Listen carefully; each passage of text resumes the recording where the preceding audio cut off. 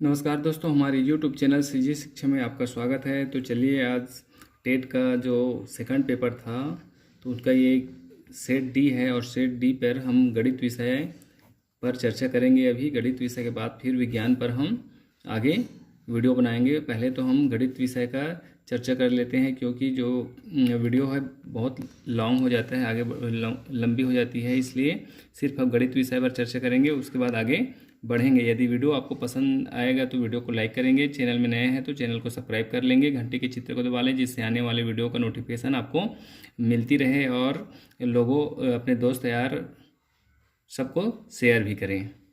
चलिए, तो यहाँ पे दिया है a अनुपात b बराबर दिया है 2:3 और b अनुपात c बराबर दिया है 5:7 है। तो a अनुपात b अनुपात c का मान क्या होगा? इसमें जो मेन जो चीज़ें हैं, यहाँ पे दो अंतर जो दिखाई दे रहा है, b का मान यहाँ पे 3 है, यहाँ पे b का मान 5 है। इन मानों को सबसे पहले हमको क्या करना पड़ेगा? बराबर करेंगे, तभी यहाँ पे a b और c का मान अपने को पता चलेगा, क्योंकि b का मान 2 मान है, यहाँ पे 3 और 5 है। तो चलिए पहले हम ये कर लेते हैं। यहाँ पे जैसे कि a अनुपात b को लिख सकते हैं a बटा b, और बराबर a बराबर दिया है 2 और b बराबर दिया है यहाँ पे 3, मतलब इसको 2/3 रख लेते हैं। यहीं पर दिया है b अनुपात c बराबर दिया है 5:7। तो यहाँ पे देखते हैं को b को क्या लिख सकते, b बटा c है, तो इसका ये हो जाएगा अपना 5/7।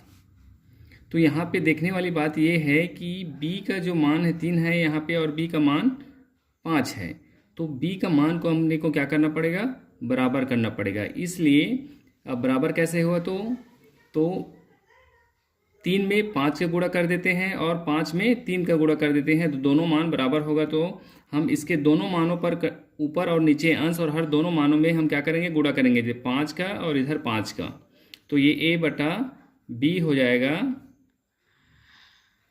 5 दूनी 10 और 5 तिया 15, और यहाँ पे 3/3 का गुणा करेंगे ऊपर में, और नीचे में भी 3 का करेंगे, तो 5 तिया 15, b बटा c बराबर हो गया 5 तिया 15 और 7 तिया 21।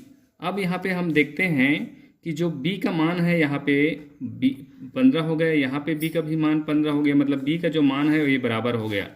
तो यहाँ पूछा गया है a अनुपात b अनुपात c, तो यहाँ पे a अनुपात b अनुपात c, तो इसका अनुपात हो जाएगा a बराबर कितना हुआ? 10 हुआ, b बराबर कितना हुआ? 15 हुआ, और c बराबर कितना हुआ? 21 हुआ। तो ये इसका सही उत्तर हो जाएगा आपका a, 10:15:21। इसका सही उत्तर a है। चलिए सेकंड में चलते हैं। चलिए अब 92 में बात करते हैं। 92 नंबर का क्वेश्चन पे, यदि SN बराबर SN² प्लस 2n हो तो पहला पद और सामान्य अंतर ज्ञात कीजिए। SN समांतर श्रेणी का योग है। तो इसका सही उत्तर हो जाएगा A हो जाएगा 3 और 2। बनाने में क्या है, अभी समय लगेगा, आगे देखते हैं और क्वेश्चनों को और बनाते चलते हैं। तो 93 का जो क्वेश्चन है, प्रतिशत डेटा के लिए किस प्रकार का ग्राफ सबसे अच्छा काम करता है? तो इसका सही उत्तर हो जाएगा, प्रतिशत डेटा जो है वो पाई चार्ट में आसानी से बना सकते हैं। चलिए, तो हम अब बात करते हैं 94 नंबर के क्वेश्चन में दिया क्या है। यदि किसी बेलन का व्यास 28 सेंटीमीटर है और ऊंचाई 10 सेंटीमीटर है, तो उस बेलन का आयतन क्या होगा? तो हमको इस बेलन का क्या करना है? आयतन ज्ञात करते हैं। तो बेलन क्या होता है? ये एक बेलन है, और बेलन का जो है ये जो है हाइट को h बोलते हैं, और ये जो है यहाँ पे क्या दिया है? व्यास दिया है। ये जो लाइन जो है ऊपर नीचे ये व्यास है, तो व्यास जो है 28 है 28 है, तो इसका जो त्रिज्या जो होगा वो 28 का आधा हो जाएगा 14। तो यहाँ पे जो व्यास का जो आधा जो हुआ त्रिज्या हुआ, त्रिज्या को वृत्त की त्रिज्या कहते हैं, ये एक वृत्ति ही है। वृत्त का व्यास, व्यास से जो होता है त्रिज्या जो होता है आधा होता है। तो त्रिज्या जो, ये त्रिज्या को हम आर के नाम आर बोलते हैं। तो आर बराबर जो दिया गया है, ये आर बराबर हो जाएगा 14, और जो हाइट जो दिया है यहाँ पे 10 सेंटीमीटर। तो अब हमको अपने को मालूम होना चाहिए कि बेलन का जो आयतन होता है, बेलन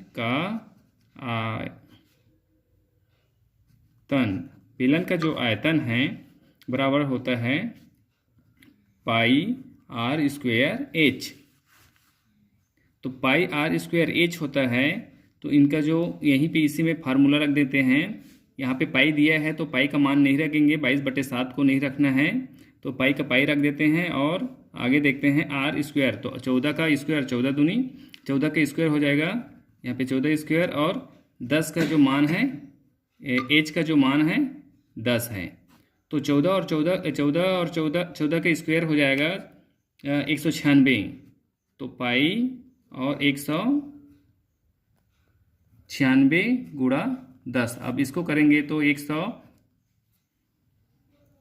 यहाँ पे 1 शून्य बढ़ा देते हैं, 100 शून्य, ये इसके साथ में 10 का गुणा हो जाएगा तो 1960 हो जाएगा, और ये पाई हो जाएगा। तो इसका सही उत्तर आया 1960, 1960 पाई। तो इसका सही उत्तर हुआ यहाँ पे ए का मान होगा यहाँ पे 1960 पाई। चलिए 95 मतलब 95 की बात करते हैं। तो 95 दिया है, एक बारंबारता वितरण जिसमें 10 और 20 से कम की सीमा वाले वर्ग होते हैं का मध्य बिंदु होगा। तो यहाँ पे बोला गया है 10 और 20 का जो है मध्य बिंदु, मतलब उसके मध्य बिंदु सीमा वाले वर्ग का मध्य, यहाँ पे सीधा मध्य बिंदु बोल रहे हैं, मतलब दोनों के बीच की जो राशि है उसको बताना है। तो इसको सीधा सीधा उत्तर है, ये कितनी राशि है, इसमें दो आंकड़े हैं, एक आंकड़ा 10 है और एक आंकड़ा 20 है। तो पहला 10 प्लस 20, ये दो आंकड़े हैं, इसका मध्य बिंदु ज्ञात करना है तो 2 है। तो ये इसको 2 से डिवाइड कर देते हैं, 10 और 20 30 हो जाता है, और 30 को 2 से डिवाइड करेंगे तो 15। इसका सही उत्तर हो जाएगा सी 15। चलिए आगे देखते हैं 96 को। तो 96 में दिया है, एक आदमी 1400 रुपये में एक साइकिल खरीदता है और उसे 15% की हानि पर बेचता है, तो उसके साइकिल का विक्रय मूल्य क्या होगा। तो इसमें कुछ नहीं है ज़्यादा, इसमें से सीधा सीधा क्या निकालना है, विक्रय मूल्य, और विक्रय मूल्य का हमको क्या करना है, सूत्र लगाना है। तो विक्रय, सीधी सी बात है, विक्रय मूल्य का जो सूत्र है, विक्रय मूल्य बराबर हो जाएगा आपका क्रय मूल्य और उसके बाद गुणा 100 माइनस हानि। यहाँ पे हानि दिया है इसलिए यहाँ पे क्या करेंगे, हानि लिखेंगे। और यदि यहाँ पे लाभ होता प्रतिशत में तो यहाँ पे क्या लिखना पड़ता अपने को, यहाँ पे क्या लिखना पड़ता, प्लस जो है, लाभ जो होता है प्लस होता है और हानि जो है माइनस होता है, और पूरे का बटे जो हो जाएगा आपका 100 मतलब 100, ऐसा करना है। उसके बाद निकल जाएगा। इसमें सूत्र में रखेंगे, विक्रय मूल्य निकालना है। तो क्रय मूल्य दिया है अपने पास 1400 और गुणा जो कोष्टक में ले लेते हैं 100, और हानि कितने प्रतिशत है, तो यहाँ पे है 15% हानि है, पूरे का बटा 100। तो आगे करते हैं, चलिए इसको सॉल्व। 1400 यदि हम 100 में 15 घटा देंगे तो इसका उत्तर हो जाएगा 85 और पूरे का बटा 100। तो ये 0 कट गया, यहाँ से ये 0 कट गया, ये 0 कट गया और यहाँ से ये 0 कट गया। तो यहाँ पे बचा है 14 गुणा 85। यदि इसको आपस में हम गुणा कर देंगे तो उसका सही जो उत्तर हो जाएगा, चलिए करते हैं 14, यहाँ से गुणा कर दें, 14 का पहाड़ा तो आता है, तो 14 का 5 बार पढ़ेंगे तो 14 पंचे 70 की शून्य हासिल, ये 7 हो जाएगा। और 14 अट्ठे हो जाएगा 112 और 112 में हम 7 जोड़ देंगे तो 119 हो जाता है। तो ये हो जाएगा 119। तो यहाँ पे आ गया 1190। तो इसका सही उत्तर आपका हो जाएगा ए 1190। चलिए बात करते हैं 97 की। तो 97 में दिया है एक घनाभ के आकार का क्षेत्रफल ज्ञात कीजिए जिसका आयतन 900 मीटर क्यूब तथा ऊंचाई जो है 5 मीटर है। तो ए 400 मीटर दिया है, बी 90 मीटर स्क्वायर दिया है और सी जो है 450 मीटर स्क्वायर और डी जो दिया है 180 मीटर स्क्वायर। तो इसका सही उत्तर हो जाएगा 180 मीटर स्क्वायर। चलिए आगे देखते हैं। एक वृत्त जिसमें त्रिज्यखंड विभिन्न राशियों को निरूपित करता है कहलाता है। तो इसका सही जो उत्तर हो जाएगा जो सी हो जाएगा पाई चार्ट।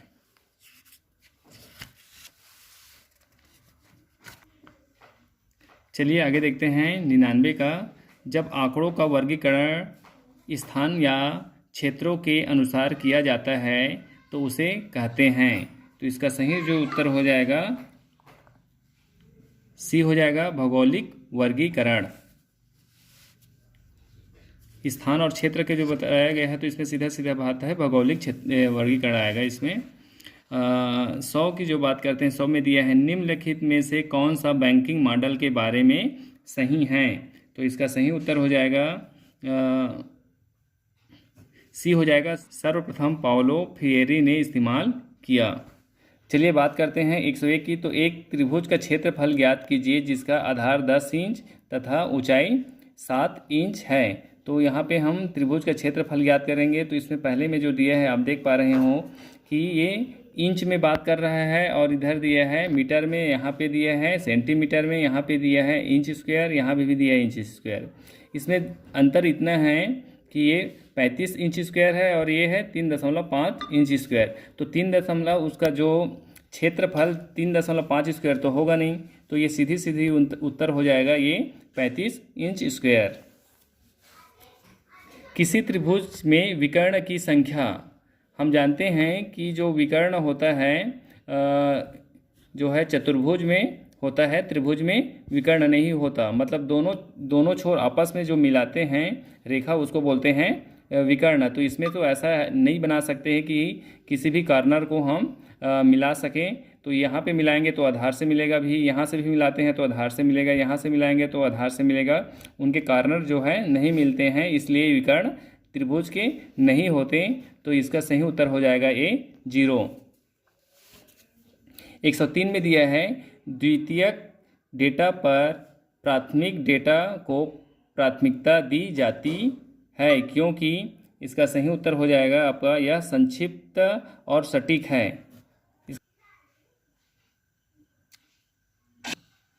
चलिए बात करते हैं 104 का। तो 104 में दिया है एक अंक से गुणा करना क्या नहीं है। तो एक अंक से गुणा करना क्या नहीं है। तो इसका सही उत्तर हो जाएगा श्री गणितीय फलन। चलिए बात करते हैं 105 की। तो 105 में दिया है 64 का क्यूब रूट और इसका होल स्क्वायर का मान ज्ञात कीजिए। तो ये जो बनाने में बहुत सरल है तो हम इसको बनाते हैं। चलिए देखते हैं। तो यहाँ पे दिया है 64 का क्यूब रूट होल स्क्वायर। 64 को हम क्या लिख सकते हैं 4 चौक 16 और फिर 4। इसको तोड़ते हैं 64 को तो 4 गुणा 4 लिख सकते हैं। तो ये जो हो जाएगा आपका होल स्क्वायर ये दिया है। तो ये जब ये जो क्यूब दिया है, क्यूब रूट दिया है, तो इसमें से एक राशि लिया जाता है ये 4। तो तीनों में से एक राशि लेंगे 4 और 4 का फिर ये क्या हो जाएगा स्क्वायर होगा। तो 4 का स्क्वायर होगा 4 चौक 16। तो इसका सही उत्तर हो जाएगा बी। चलिए 106 की बात करते हैं। 106 में दिए हैं निम्नलिखित कथनों में से समकोण त्रिभुज के लिए कौन सा सत्य नहीं है। समकोण के लिए बोला है कौन सा कोण सत्य नहीं कोण है। तो इसका जो सही आंसर हो जाएगा डी। 107 में दिया है एक साइकिल सवार 2 घंटे में 10 किलोमीटर प्रति घंटा और 1 घंटे में 13 किलोमीटर प्रति घंटा यात्रा करता है तो उसकी औसत चाल क्या होगी। तो यहाँ पे सीधी सीधी बात बोला गया है, औसत चाल, औसत निकालना है। चलिए यहाँ पे हमने को निकालना है औसत चाल। तो यहाँ पे देखते हैं तो एक साइकिल सवार जो है 2 घंटे में 10 किलोमीटर प्रति घंटा से चलता है। तो 2 घंटे में कितना चलता है, तो 2 घंटे में चलता है वो 10 किलोमीटर, ठीक है, प्रति घंटा। तो ये क्या है, 1 घंटे में फिर कितना चलेगा, तो 5 किलोमीटर चलेगा। और फिर वो क्या करता है, तो 1 घंटे में फिर 13 किलोमीटर चलता है। तो ये जो है 1 घंटे में फिर कितना चला, 13 किलोमीटर चला। तो यहाँ पे जो आंकड़े जो दिए हैं ये 2 घंटे का है। 1 घंटे में एक टाइम में वो कितना चलता है, 5 किलोमीटर चलता है। दूसरे फिर 1 घंटे में वो कितना किलोमीटर चलता है, 13 किलोमीटर चलता है। तो ये क्या है, इस यहाँ पे हमको 2 आंकड़े मिले हैं। तो 2 आंकड़े का जो होता है योग होता है और उसका बटा होता है उसकी संख्या।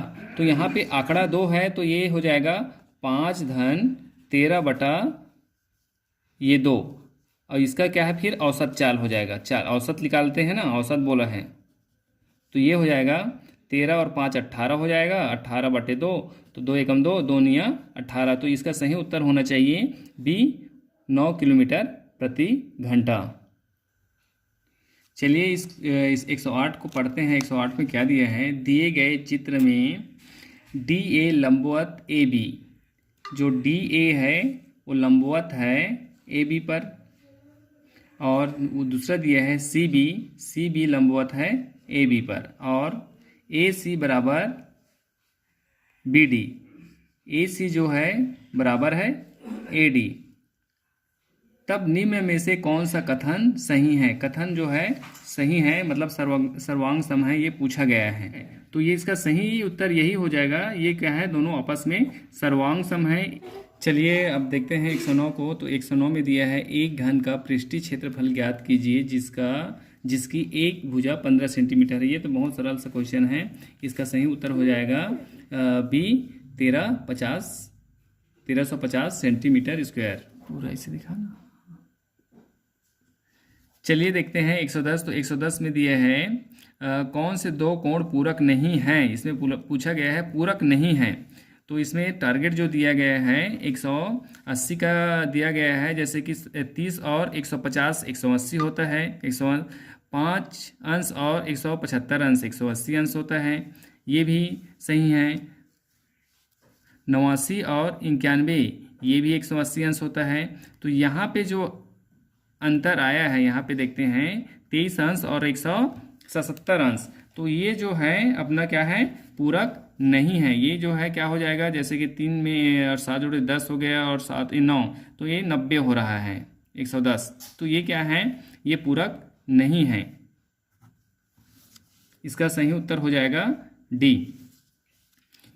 चलिए बात करते हैं 111 की। तो 11 में दिया है 111 में किसी शहर की जनसंख्या 1,25,000 है और वहाँ की जनसंख्या 2% प्रति वर्ष की दर से बढ़ती है, तो 3 साल बाद वहाँ की जनसंख्या कितनी होगी। तो इसका सही जो उत्तर है बी आएगा, 1,32,651। चलिए बात करते हैं 112 की। तो 112 में दिया है x बराबर 1 दिया है, y बराबर 2 दिया है और z बराबर -3 दिया है। तो हम इसको में क्या करते हैं, सीधा सीधा मान रख देते हैं और इसका उत्तर अपने को मिल जाएगा। चलिए यहाँ पे थोड़ा सा रफ हो चुका है, तो क्या है हम न्यू पेज में बनाकर आपको दिखाते हैं। जैसे कि दिए हैं 2x की घात 3y ऋण दिया है 5x स्क्वायर x का वर्ग y धन 2z। तो इसमें हम सीधा सीधा क्या कर देते हैं, मान रखते हैं। यदि x का मान क्या दिया है, यहाँ पे x का मान दिया है 1 दिया है, y का मान दिया है 2 और z का मान दिया है -3। तो यहाँ पे x का मान 1 रखते हैं, तो सीधा उत्तर इसका हो जाएगा 1 का क्यूब हो जाएगा, 1 ही होता है, तो इसको लिखने की ज़रूरत ही नहीं है। चलिए तो y का जो मान होता है 2 होता है, तो ये हो गया 2, तो आपस में गुणा हो जाएगा, तो 2 दूनी 4 हो जाएगा। ऋण दिया है 5 5 में दिया है x का जो स्क्वायर दिया है, तो x का स्क्वायर क्या होगा, फिर वो ये इसका तो 1 ही हो जाएगा। और y बराबर दिया है 2, तो y बराबर दिया है तो यहाँ पे 2 लिख देते हैं, तो 5 दूनी 10 हो जाएगा, ये हो गया 10। अब आगे देखते हैं ये पद, तो 2z दिया है तो 2 का मान 2 हो गया, z का मान -3 दिया है, तो ये हो जाएगा अपना। देखते हैं 4 ऋण 10 और 3 दूनी 6, तो ये ऋण दिए है तो ये धन और ऋण हो जाएगा ऋण, तो ये हो गया 6। अब क्या करते हैं 10 और 6 क्या हो जाएगा 16 हो जाएगा, ये हो गया 16। और 16 में हम क्या करते हैं 16 में हम 4 घटा देते हैं तो हमारे पास बच जाता है ऋण 12, तो इसका सही उत्तर हो जाएगा ए ऋण 12। चलिए आगे देखते हैं। आगे दिए है इसमें 113 में 7 सेंटीमीटर त्रिज्या वाले अर्धवृत्त की परिधि और क्षेत्रफल ज्ञात कीजिए, जहाँ पर दिया है पाई बराबर 22/7। तो इसका जो है उत्तर बहुत सरल है और इसको बना सकते हैं आप आसानी से। तो इसका सही उत्तर हो जाएगा इसमें 36 सेंटीमीटर और 77 सेंटीमीटर वर्ग हो जाएगा। चलिए आगे और दिया है 114 में दिया है 3x धन 2y धन 3z और 4x ऋण 6y धन 5z के योग, इन दोनों का योग कर देंगे आपस में। और क्या करना है 6x धन 7y ऋण 2z को क्या करना है घटा देंगे। तो इसका सही उत्तर जो हो जाएगा हमारा जो होता है ये डी आ जाएगा। ये आसान है, इसको करने से आप आसानी से कर सकते हैं।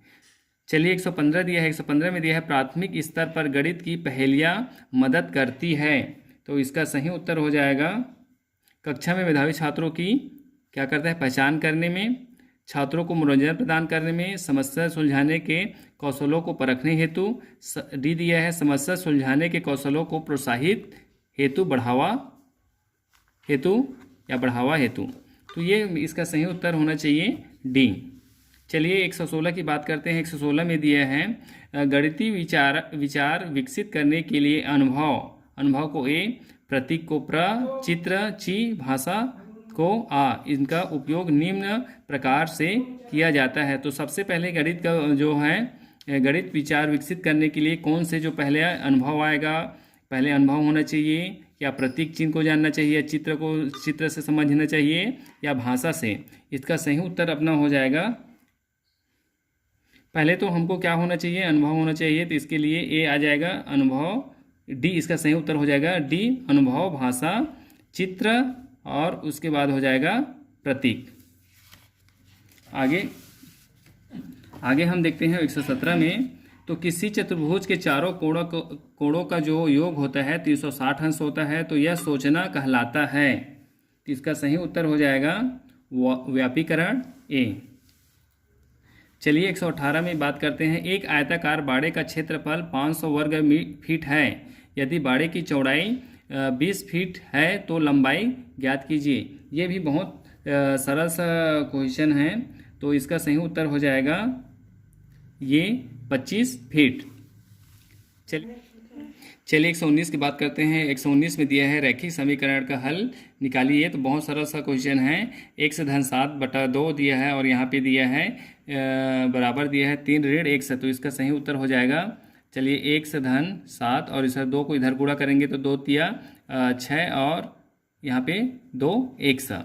अब क्या करते हैं 2 को इधर पक्षांतर कर लेते हैं, 7 को इधर कर लेते हैं, तो 1 सा धन हो जाएगा यहाँ पे 2 1 हो जाएगा और इधर हो जाएगा 6 ऋण 7 हो जाएगा। तो ये 2 और ये 3 1 हो गया। यहाँ पे होगा 6 में से 7 में से 6 घटा दिए तो होगा ऋण 1 हो गया। तो 1 बराबर हो गया -1/3। तो इसका सही उत्तर हो जाएगा सी -1/3।